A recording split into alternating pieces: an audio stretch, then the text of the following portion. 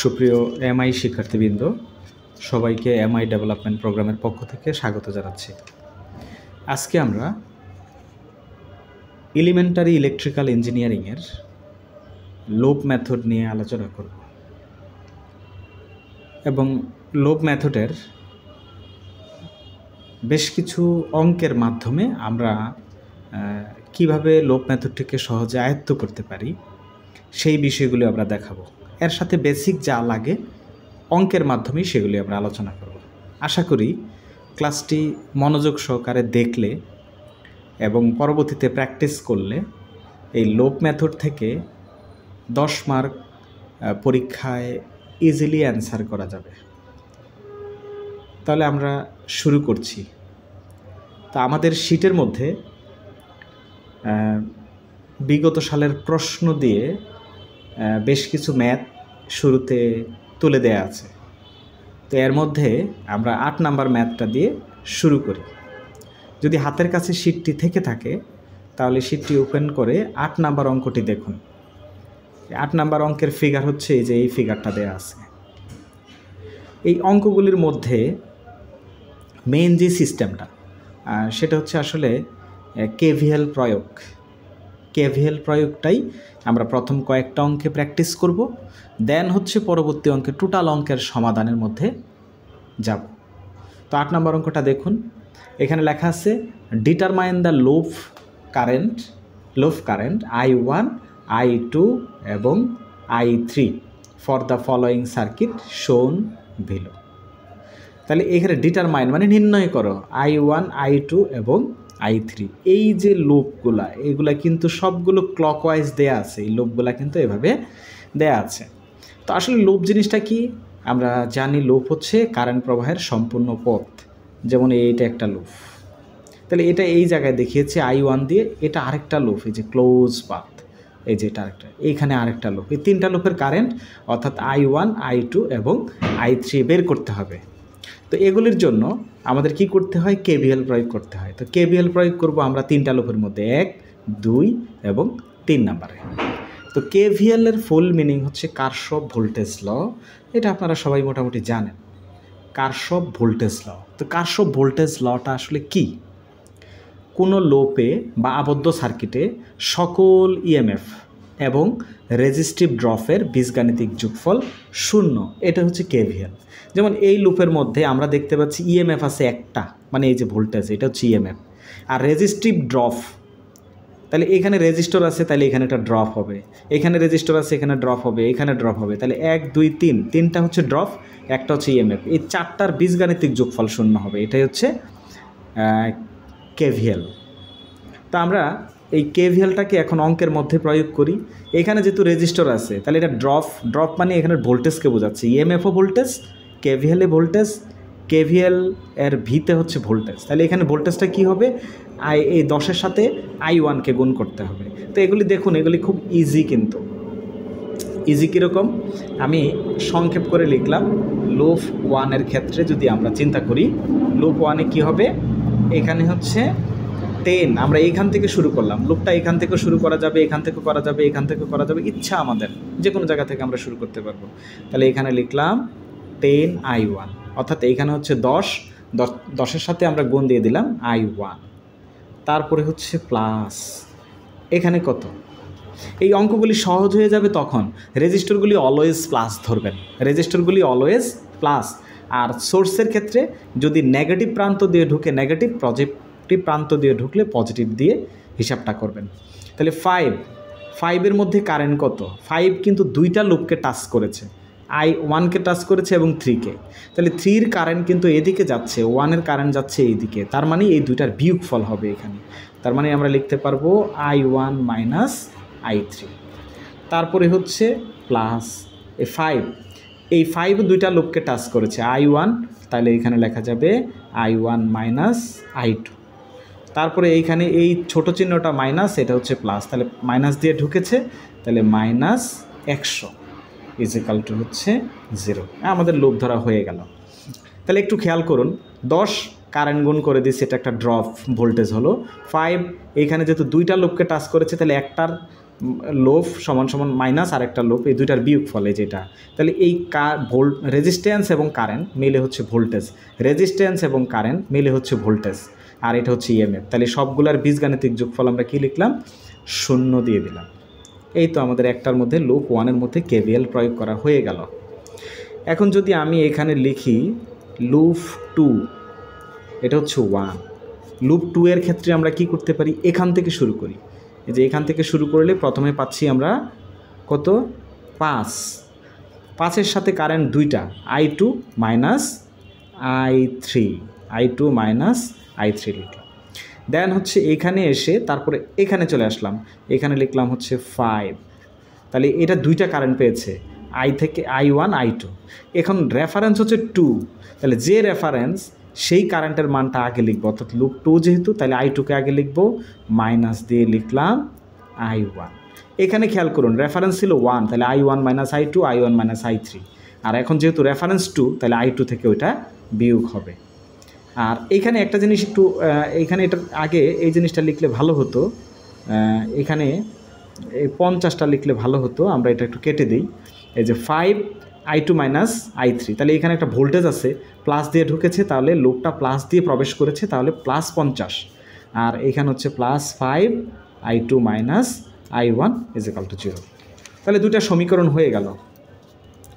এখন হচ্ছে 3 নম্বরে যদি আমরা কেভিএল প্রয়োগ করি, 3 নাম্বার আমরা যে কোনো জায়গা থেকে শুরু করতে পারি, এখান থেকে করতে পারি, এখান থেকে করতে পারি। এখানে প্রথমে হচ্ছে 10, কারেন্ট হচ্ছে I3, এই যে I3। তারপরে হচ্ছে 5, কারেন্ট কি হবে? I3 মাইনাস I2, কারণ এটা দুইটা লুপকে টাচ করেছে, তাহলে দুইটা লুপের কারেন্টের বিয়োগফল হবে এখানে। তারপরে এখানে হচ্ছে প্লাস 5, এটা হবে I3 minus I1। I1 minus I2 না দিয়ে I3 মাইনাস I2 দিয়েছি কেন? কারণ আমাদের রেফারেন্স ছিল 3। তাহলে এখানের মধ্যে, এটার মধ্যে এই 3 নাম্বার লুপে কোনো ভোল্টেজ সোর্স নাই, তাহলে = 0। এই 3টা লাইনই হচ্ছে আসলে মূল। এই 3টা লাইন যদি কেউ ভালোভাবে করতে পারে, তাহলে এই অঙ্কগুলি তার কোথাও বাধে না। এবার আসেন আমরা পরের অঙ্কটায় যাচ্ছি। আমরা এই 3টা লাইনই চর্চা করব কয়েকটা অঙ্কে, পরবর্তীতে আমরা ফুল ম্যাথটা করব। তারপরে 10 নাম্বার অঙ্ক আপনি শিটের মধ্যে দেখতে পারেন, 10 নাম্বার ম্যাথটা দেয়া আছে। তো এই লুপগুলা কিন্তু এই যে ডিরেকশানগুলো দেয়া আছে সবগুলা ক্লকওয়াইজ, অ্যান্ড সবগুলা কি এইভাবেই থাকবে? দুই একটা কি উল্টা থাকতে পারে না? হ্যাঁ পারে, আমরা পরবর্তী অঙ্কে দেখব। তাহলে আমরা এখানে প্রথমে লুপ 1 দিয়ে শুরু করি। লুপ 1-এর মধ্যে কি প্রয়োগ করব? লুপ 1-এর মধ্যে কেভিএল প্রয়োগ করব। লুপ 1-এ আমরা এখানে লিখলাম 10I1 এই 10-এর জন্য, তারপরে হচ্ছে 50। খুব সহজ এগুলা। এটা দুইটা লুপকে টাচ করেছে, তাহলে I1 মাইনাস I2 প্লাস এখানে হচ্ছে 10, দুইটা লুপকে টাচ করেছে, এখানে লিখব I1 মাইনাস I3। ঘুরে এদিক দিয়ে এসে এখানে মাইনাস 20, মাইনাস এই যে 20 = 0। লুপ 1 শেষ। খুব সহজ জিনিস এগুলা। এই জিনিসগুলি একটু প্রতিটা অঙ্কে ভালোভাবে প্র্যাকটিস করে নেন। তাহলে এই 2 নাম্বার লুপ, এখান থেকে পাচ্ছি আমরা 10, এই 10 কোনো লুপকে টাচ করেনি, তাহলে 10 I2। তারপরে এই মাঝে চলে আসি, এই মাঝের রেজিস্ট্যান্সের মান এখানে দেওয়া আছে 30, এটা লেখা হয়নি, এটা হচ্ছে 30। তাহলে আমরা এখানে লিখলাম প্লাসের 30, কারেন্ট হচ্ছে দুইটা টাচ করেছে, তাহলে এখানে লেখা যাবে I2 মাইনাস I3। তারপরে হচ্ছে এই লুপ দিয়ে ঘুর এখানে আসেন, এখানে হচ্ছে 50, তাহলে কারেন্ট কি হবে? I2 minus I1 = 0। খুবই সহজ জিনিস, শেষ। এটার মধ্যে কোনো ভোল্টেজ সোর্স নাই। তারপরে আমরা লুপ 3-তে চলে যাই। লুপ 3-তে যদি যাই, তাহলে এখানে হচ্ছে 50 I3, তারপর হচ্ছে প্লাস 10 দুইটাকে টাচ করেছে, তাহলে আমরা লিখতে পারবো I3 মাইনাস I1। তারপরে হচ্ছে প্লাসের 30, এখানে 30 যদি হয় তাহলে কারেন্টটা হবে I3 মাইনাস I2 = 0। তাহলে এই যে আমরা মানগুলি এখানে বের করে ফেলতে পারলাম। তো আসেন এবার আমরা 12 নম্বর অঙ্কের মধ্যে চলে যাচ্ছি। এই 12 নম্বর অঙ্কের মধ্যে আমরা দেখতে পাচ্ছি এই লুপটা দেয়া আছে ক্লকওয়াইজ, এটাও দেয়া আছে ক্লকওয়াইজ, এটা আবার এন্টি ক্লক দেয়া আছে। তাহলে এইখানে কি হবে? এইখানে যেমন সবগুলা একটা থেকে আরেকটা বিয়োগ করেছি, সবগুলো একই দিকের কারণে, এবং লজিক্যালি দেখেছি যে এটার কারেন্ট এদিকে আসে, ওইটা ওই দিকে যায়, দুটার বিয়োগ করে আমরা এটা দেখিয়েছি। তাহলে এইখানে কি হবে? আমরা প্রথমে লুপ 1 দিয়ে ট্রাই করি। লুপ 1, এখানে লেখা আছে 7.5, কারেন্ট হবে I1। এগুলো আবারও বলছি, জিনিসগুলো খুব সহজ। তারপরে প্লাস 7.5, এখানে কারেন্টটা কী হবে একটু যদি খেয়াল করি, এই লোফ 1 এই 7.5-এর মধ্যে দিয়ে লোফ 1 নিচের দিকে যাচ্ছে, কারেন্টটা নিচের দিকে, বাট I2টা উপরের দিকে, তাহলে পরস্পর বিপরীতমুখী, তাহলে বিপরীতমুখী হলে কারেন্ট দুইটা বিয়োগ হবে। তারপর হচ্ছে প্লাস, এটার জন্য এই 15-এর মধ্য দিয়ে কি অবস্থা আমরা একটু দেখি। 15-এর মধ্য দিয়ে কারেন্টটা যাচ্ছে কিভাবে একটু খেয়াল করুন, এটা নিচের দিকে যাচ্ছে I1, কিন্তু I2টা যেহেতু এইভাবে ঘুরছে, তাহলে I2 তো নিচের দিকে যাচ্ছে, তাহলে দুইটা দিক যদি একই হয় তাহলে কারেন্ট দুইটা যোগ হয়ে যাবে I1 প্লাস I3। তারপরে কত মাইনাস, এখানে ভোল্টেজের মানটা লেখা হয়নি, আমরা একটু ভোল্টেজের মানটা শীট থেকে লিখে নেব। এটা হচ্ছে 150 ভোল্ট দেওয়া আছে, তাহলে এটা হচ্ছে মাইনাস 150 ভোল্ট, ভোল্টেজ না লিখলেও হবে, এটা হচ্ছে 150 ভোল্ট।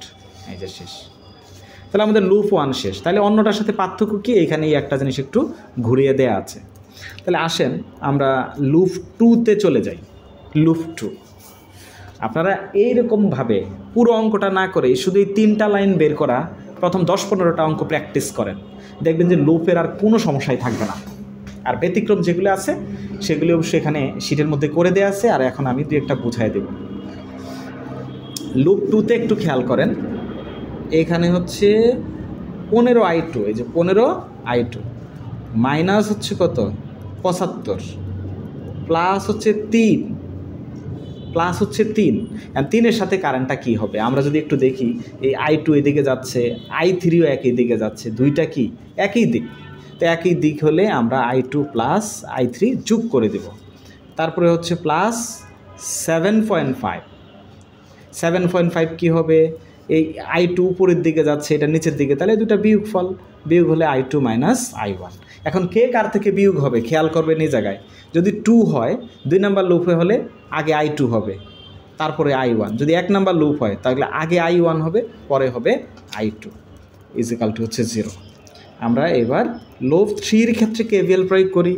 লুপ 3, এখন লুপ 3-এর KVLটা কি এইভাবে যেতে পারবো না, সবসময় এই কথাটা খেয়াল রাখবেন, লুপটা যেভাবে গিয়েছে আপনি এইভাবেই শুরু করবেন, এইভাবেই যাবেন, আপনি এইভাবে যাবেন না, কারণ আপনার লুপে এইভাবে আছে, এটা ঘড়ি কাটার দিকে ছিল, আমরা এইভাবে হিসাব করেছি, গির দিকে ছিল, এটা বিপরীতে আছে, তাহলে এখান থেকে আপনি শুরু করুন।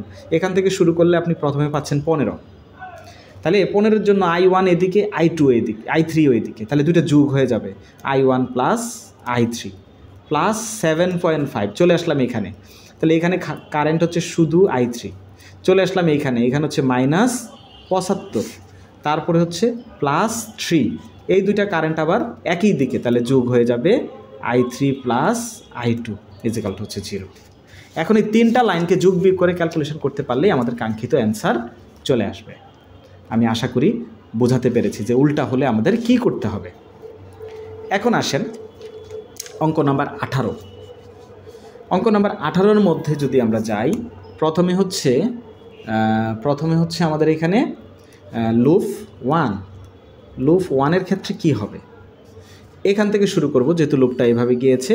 প্রথমে লিখব আমরা 2I1 প্লাস 2I3, তারপরে হচ্ছে I1 মাইনাস I3, এই দুইটা বিয়োগফল হবে। আর এটার ক্ষেত্রে সরি এটা একটু ভুল হয়েছে, এখানে প্রথমে নিয়েছি 2, তাহলে এখানে কারেন্ট কি হবে, এটা দুইটা লুপকে পেয়েছে, তাহলে দুইটা লুপ পেলে সেটা হবে I1 মাইনাস I2, তারপরে হচ্ছে প্লাস 2, এখানেও দুইটা লুপ পেয়েছে, তাহলে I1 মাইনাস I3।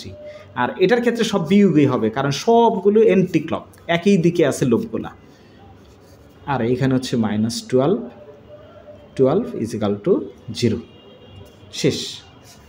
এখন যদি আমরা লুপ 2 হিসাব করি, লুপ 2 কোথায়, এখানে, তাহলে এখান থেকে শুরু করি, প্রথমে পাচ্ছি 2I2, এই যে 2I2, তারপরে আমরা পাচ্ছি এখানে 2 প্লাসের 2, তাহলে 2 দুইটা লুপকে পাচ্ছে, এখানে লেখা যাবে I2 মাইনাস I3, তারপরে প্লাস এটাও দুইটা লুপকে পাচ্ছে, এটা লেখা যাবে I2 minus I1 is equal two হচ্ছে 0। এটার মধ্যে কোনো সোর্স নাই, তাই এই রেজিস্টার 1টা 2টা 3টা ড্রপই হয়, তাহলে 1 2 3 এই 3টা ড্রপই হবে। তাহলে এখন যদি আমরা এখানে লুপ 3 লিখি তাহলে কি হবে, এখান থেকে যদি শুরু করি এটা হবে 2i3 মাইনাস i2, এই 3 থেকে 2 বিয়োগ, তারপর হচ্ছে প্লাস 2i3, তারপর হচ্ছে 2i3 minus i1 is equal to 0। তাহলে এই যে সমীকরণগুলি খুব সহজেই নির্ণয় করা যায়। এগুলি এই যোগ বিয়োগ করে ক্যালকুলেশন করলে সমীকরণ দিয়ে মানগুলো নির্ণয় করা যায়, ঠিক আছে। তো এখানে এগুলির মাধ্যমে কি নির্ণয় করা যায়, এই কারেন্ট 3টা আপনি বের করতে পারেন, এই যে 3টা কারেন্ট নির্ণয় করতে পারেন, সাথে V1টা নির্ণয় করতে পারেন। V1 কীভাবে হবে, V1 হচ্ছে এখানে ড্রপ, যদি i2 পান i2 সাথে 2 গুণ করলেই V1 পেয়ে যাবেন, i2 সাথে 2 গুণ করলেই V1 হয়ে যাবে। তাহলে আমরা মোটামুটি 4টা অঙ্ক দেখলাম যে কিভাবে কেভিএল প্রয়োগ করে মানগুলা বের করতে হয়। এবার আমরা একটা পূর্ণ অঙ্ক করি, একেবারে পুরোপুরি একটা অঙ্ক কমপ্লিট করি, ঠিক আছে। এই 4টা অঙ্কের মধ্যে থেকে যে কোনো একটা অঙ্ককে আমরা একটু কমপ্লিট করার চেষ্টা করি, যেমন নিচের অঙ্কটাই আমি করে ফেলি। এই অঙ্কগুলা আমি নিচের অঙ্কটার জন্য এই জায়গায় এই অংশটার মধ্যে কমপ্লিট করি। আচ্ছা, এটাকে যদি আপনি যোগ বিয়োগ করেন, এই যে যোগ বিয়োগ করেন তাহলে কি আসবে, এগুলো কিন্তু একটা শর্টকাট পদ্ধতি আছে। শর্টকাট পদ্ধতিটাই আমি এখন দেখাবো যে কিভাবে 3 লাইনেই মানগুলো নির্ণয় করা যায়। তবে আপনার 3 লাইনে কোনো অঙ্ক করবেন না। কীরকম, এখানে একটু খেয়াল করেন, 1 নাম্বার লুপে টোটাল রেজিস্ট্যান্স কত, এই লুপটার মধ্যে টোটাল রেজিস্ট্যান্স কত, 2 2 4, তা আমি লিখলাম 4i1, 4i1, অর্থাৎ এই লাইনটা এখানে হবে। এটা আপনি করতে পারেন, আপনি চাইলে 3 লাইনে করতে পারেন, 2 লাইনেও করতে পারেন এটা। তারপরে দেখেন 2 নাম্বার লুপের সাথে যুক্ত কত, এই 2 নাম্বার লুপের সাথে হচ্ছে 2, তাহলে এখানে লিখব 2i2। 3 নাম্বার লুপের সাথে যুক্ত কত, 3i2 i3। আর এখানে সোর্স কত আছে, সোর্স হচ্ছে -12, তাহলে ওই পাশে গেলে +12, এটা হচ্ছে সমীকরণ 1।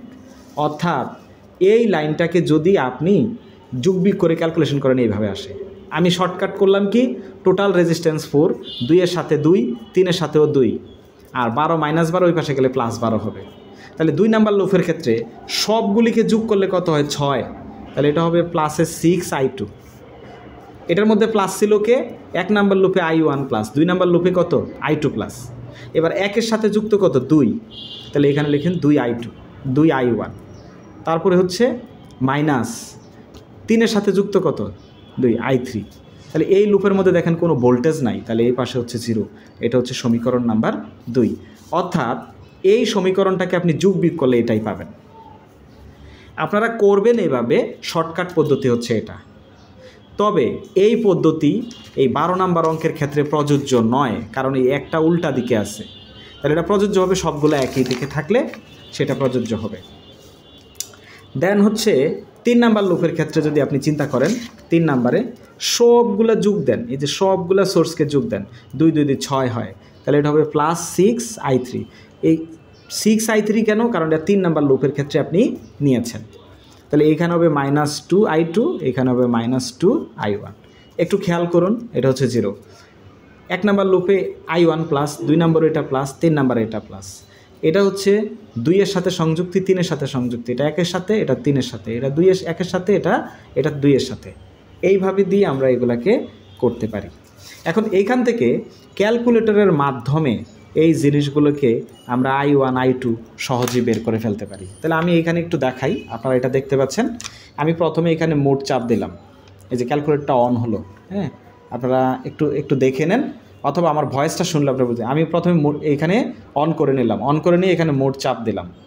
মোড চাপ দিলে এই যে কম্পাউন্ড কমপ্লেক্স আসলো, দেন হচ্ছে মানে এসডি, তারপরে হচ্ছে এইখানে আরএজি বেজ এগুলো আসছে, হ্যাঁ। তারপরে হচ্ছে মানে ইকিউএন মানে ইকুয়েশান, তারপরে এখানে ম্যাথ, তারপরে এখানে ভিসিটি এগুলো আসছে। তো আমার ইকুয়েশান দরকার, এখানে 3টা ইকুয়েশান আছে, তাহলে ইকুয়েশানের নিচে লেখা আছে 1, তাহলে আমি 1-এ চাপ দিলাম। আননোন কয়টা আছে, i1 i2 i3 3টা আছে, চাপ দিলাম 3-এ। এই 3-এ চাপ দেওয়ার পরে এখন আমরা কি করব, এখন খুবই সহজ। i1-এর সহগ কত, এই যে 4 দিলাম, ইজিক্যাল টু, তারপরে -2 দিলাম equal to -2 equal to 12 equal to, তারপরে -2 ইজিক্যাল টু এই 6 ইজিক্যাল টু -2 ইজিক্যাল টু এই পাশে হচ্ছে 0 ইজিক্যাল টু, তারপরে হচ্ছে -2 equal to -2 equal to 6 equal to 0 equal to এখানে দিয়ে দিলাম। তাহলে এক্সের মান কত আসছে? এক্সের মান মানে এক্সের মানই হচ্ছে I1 এর মান আছে 6 এম্পিয়ার, তারপরে আবার ইজিক্যাল টু দিই, এটা হচ্ছে 3 এম্পিয়ার, তারপরে এটা দিলাম জেড এর মান হচ্ছে 3 এম্পিয়ার।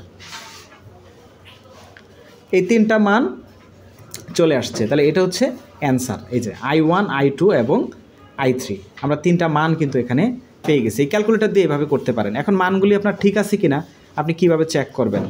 এইখানে যদি চাপ দেন, দেখেন এই প্রথমে হচ্ছে 4, তারপরে ইকুয়াল টু দেন -2 তারপরে হচ্ছে 12, তারপরে -2 6, তারপরে -2 0। এইভাবে চাপ দিয়ে মানগুলো চেক করতে পারবেন যে এখানে ইনপুটটা ঠিক আছে কিনা, আর ইকুয়াল দিলেই আপনার এখানে মানগুলা চলে আসবে। তাহলে এক্সের মান কত আসছে? এক্সের মান হচ্ছে 6, মানে I1 এর মান 6, I2 এর মান হচ্ছে 3, I3 এর মান হচ্ছে 3। তাহলে এই কারেন্টগুলো আমরা এখানে পেয়ে গেলাম। তাহলে এইভাবে আমরা একটা পূর্ণাঙ্গ অঙ্ক করতে পারি। তা আমাদের এই অঙ্কটার মধ্যে একটু খেয়াল করুন যে V1 চেয়েছে, তাহলে V1 হচ্ছে এই জায়গার ভোল্টেজ, এই জায়গায় ভোল্টেজ বের করতে গেলে আমরা কি করতে পারি? V1 ইন্টু 2 ইন্টু এখানের কারেন্ট হচ্ছে I2, তাহলে 2 ইন্টু I2 এর মান পেয়েছিলাম 3, তাহলে এটা হচ্ছে 6 ভোল্ট। এইভাবে আমরা অ্যান্সারটা বের করে নিতে পারি। ঠিক আছে? তাহলে এই যে পুরো অঙ্ক, এই অঙ্কগুলো কিন্তু শিটের মধ্যেও করা আছে, আমি একটা অঙ্ক দেখিয়ে দিলাম। এবার আসেন আমরা 15 নাম্বার ম্যাথটা সমাধান করি। তো এটার মধ্যে সমাধান করতে গেলে এগুলির মধ্যে অনেক সময় কন্ট্রোল কারেন্ট সোর্স দেয়া থাকে। কন্ট্রোল কারেন্ট সোর্স কোনগুলা? যেগুলি দেখবেন যে এটার মান অন্য কোথাও এটার মান দেয়া আছে, যেমন এইখানে 15 নাম্বার, এটার মধ্যে কন্ট্রোল কারেন্ট সোর্স নাই, কিন্তু কারেন্ট সোর্স আছে, এটা হচ্ছে 3 এম্পিয়ার।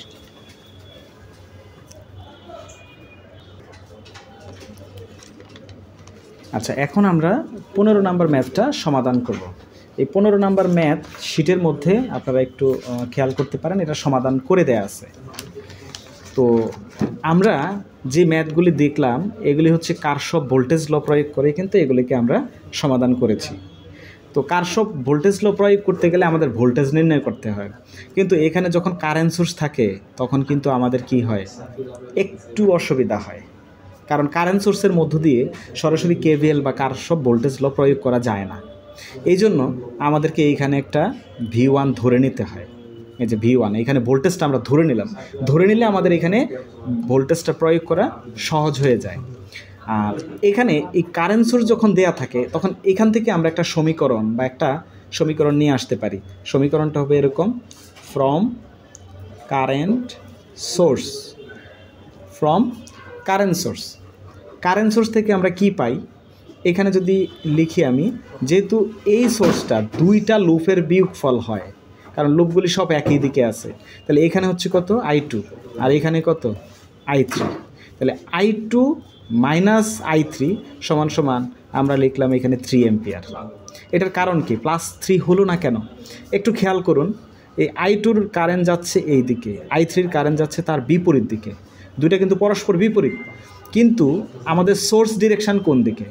যখন আমি I2কে আগে দিকে ধরবো তখন আমাদের মনে করতে হবে কারেন্টটা নিচের দিকে যাচ্ছে, এটা হচ্ছে আমাদের লুপ ডিরেকশান নিচের দিকে, কিন্তু আমার সোর্স ডিরেকশান হচ্ছে তার উপরের দিকে, এই জন্য হচ্ছে একটা মাইনাস চিহ্ন ব্যবহৃত হয়েছে। তো এগুলির জন্য সহজ হয় কি, আপনি এইভাবেও লিখতে পারেন, এইভাবে না লিখে আপনি এইভাবেও কাজটা করতে পারেন। অর একটু খেয়াল করুন, আপনার এই যে এইখানে যে সোর্সের ডিরেকশান কোন দিকে আছে? উপরের দিকে আছে। তাহলে এই দুইটা লুপের মধ্যে কোন ডিরেকশানটা এটার সাথে মিল আছে? I3 মিল আছে, তাহলে I3 আগে লিখুন।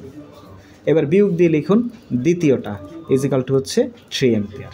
এই দুইটা জিনিস কিন্তু একই, তাহলে এখানে যদি সমীকরণ দাঁড় করান তাহলে I3 সমান সমান হবে 3 প্লাস I2, এটাকে সমীকরণ 1 দিয়ে রাখতে পারি। এই যত সোর্স থাকবে এই সোর্স থেকে আপনি এই ভোল্টেজ ধরে নিয়ে এই কাজটুকু শুরুতেই করে নেবেন। আমরা কিন্তু একটা লুপ পেয়ে গেছি এখানে। এখন যদি আমি লিখি এখানে